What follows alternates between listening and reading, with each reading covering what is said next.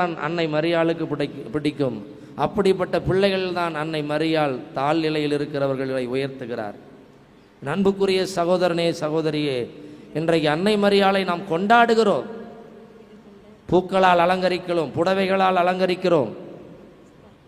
தேவைதான், நம்முடைய மகிழ்ச்சியை வெளிப்படுத்துவது அவசியம்தான். ஆனால் ஒன்றை மறந்து விடுகிறோம். அன்னையை போல நாம் வாழ ஆசைப்படுகிறோமா? அன்னையின் வாழ்க்கைக்கு நாம் முக்கியத்துவம் கொடுக்கிறோமா? எது அன்னைக்கு மகிழ்ச்சி தரக்கூடியது? இப்போ உங்கள் பிறந்த நாளைக்கெல்லாம் உங்களுக்கு பிடிச்ச மாதிரி கிஃப்ட் கொடுப்பாங்களா, இல்லை வேறு யாருக்காவது பிடிச்ச மாதிரி கிஃப்ட் கொடுப்பாங்களா?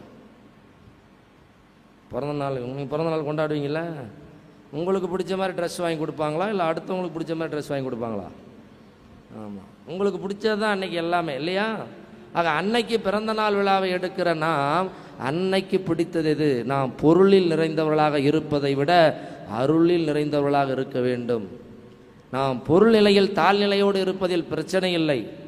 ஏனென்றால் ஆண்டவர் இயேசு சொல்லுகிறார், ஏழைகளே நீங்கள் பேறு பெற்றவர்கள். என்ன சொல்றாரு? ஏழைகளே நீங்கள் பேறு பெற்றவர். ஏன்னா அன்னை மரியாளும் ஆண்டவர் இயேசுவும் யோசேப்பும் ஏழைகளாகத்தான் வாழ்ந்தார்கள்.